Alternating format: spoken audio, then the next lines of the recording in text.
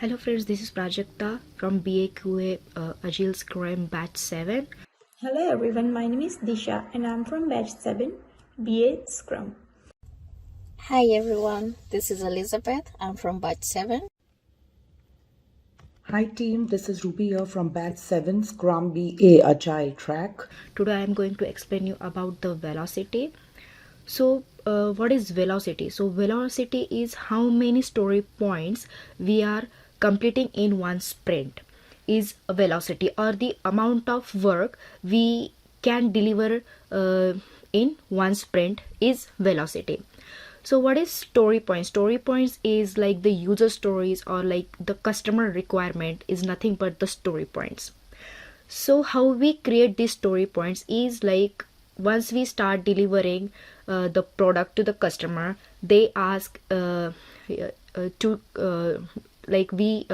there are some complications we face or some relativity we face during making that product. So that's nothing but the story point, or you can say it as the user stories. So how we can calculate the velocity? So we calculate the velocity is like how, as per the estimation of the total number of points of over the sprint. So if it's like 4 sprint work, and for first sprint we have 20 user stories, second sprint 20, 25, again third sprint 20, and for sprint 4 we are having 15 user stories. Then we have to add these 4 sprints user stories and divided it with the number of sprints. So it's like estimation or total number of estimation of the total number of sprint user story points divided by the number of sprints, and that's how we calculate the velocity. Today I'm going to explain you a little bit about what is velocity and what is capacity. So when you do the sprint planning, or when you plan for any project release, you have to consider some of the parameters. How many people do you have? How much time do you need to finish the sprint or complete the task? And what will be the deliverable item? Also, what and when are you completing the project? So in order to give the answer for all this parameter, you have to calculate the capacity and velocity for the estimation. So capacity is a measurement of an average amount of story point delivered across a given time, where the capacity is an estimate of the total amount of the time that available for the capacity. Capacity is an estimation for the future, while velocity is a measurement of the past. In Scrum, velocity refers to the total number of story points a Scrum team could deliver within an iteration. And capacity refers to the total number of hours team available and does not account for the quantity of the work.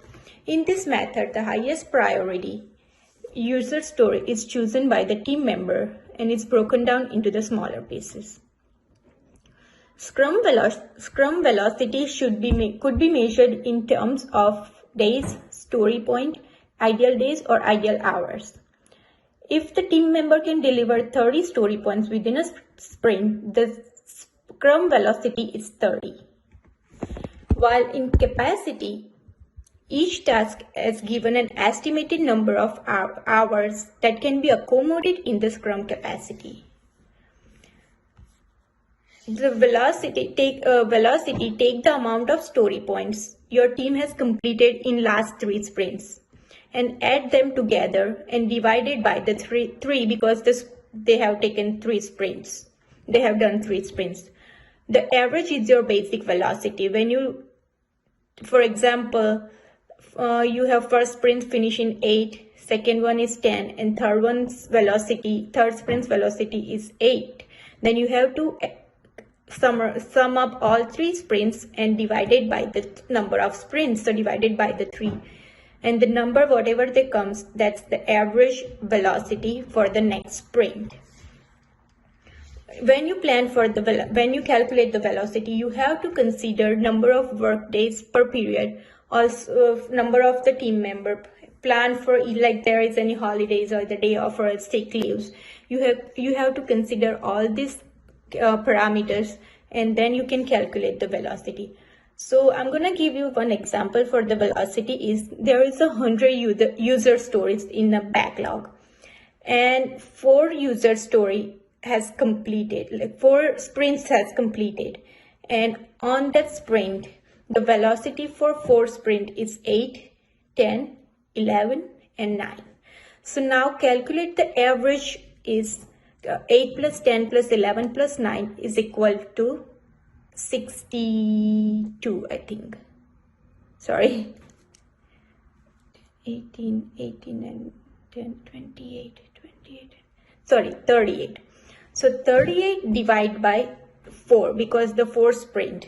So 38 divided by 4, it's 9.5. So your velocity is 9.5 for the next sprint. Now your total user story is 100, and you have finished 4 sprint, and you have finished 38 user stories. So now you have 62 user story remaining. So considering the 4 user story after 4 sprint, now we can estimate the required sprints to complete the remaining user stories 62. Consider the average velocity for 62 divided by 9 is equal to 7 sprints. So you can finish that sprint you can finish all the user story in the 7 sprints. That's the example for the velocity. Let me give you the example for the capacity. Now for the capacity, assume you have 9 employee, or you have 9 team member in the whole entire Scrum team who work with the 2-week sprint. So 1 week is a 40 hours because 5 days a week, and 2 weeks is 80 hours. So team's maximum capacity is 9 team member into 40 hours is equal to 360, and that's for 1 week. And if you multiply 360 into another week, that's 720. So the capacity is 720 hours they can finish their sprint. Today I'll be talking more about capacity and velocity in a sprint. So what is capacity? Capacity is the number of hours the team is going to use in a sprint to deliver a value. How is it calculated? It's normally calculated in hours. There are a couple of factors to consider when calculating capacity. One is time used by the members to be in meetings. 2 is, are there any planned PTOs by any of the team members? Are there any holidays? Are there any company events? The 3 components used to calculate a capacity are number of team members, number of working hours, and how many days is the sprint going to run for. So you multiply the number of team members times the number of working hours for each member times the number of days the sprint is going to run for. So let's talk a little bit about velocity. Velocity is a useful metric that gives context to the work done between each sprint. It's normally measured in story points. This just gives us a rough idea of how much effort is going to be needed in that user story. There are many ways to calculate story points. The most popular one is planning poker. Each member is given a stack of cards with the numbers 1, 3, 5, 8, 13 and going forward. So when the product owner or the Scrum Master reads a user story, each member is given an opportunity to say how much effort is needed to complete that particular user story. So the Scrum Master or the product owner continues and reads all the sprint backlog user stories, and points are assigned. At the end, all the points are tallied, so added up, and that becomes the estimated velocity for that team in that particular sprint. Hi team, this is Ruby here from Batch 7 Scrum BA Agile track.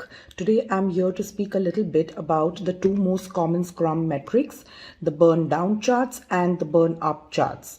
Both these charts enable the sprint team to get a live picture at any point of time in the sprint to see how they are progressing towards their sprint goal. It also helps them to recognize any kind of slowdowns or if there are any impediments or hindrances towards their product goal.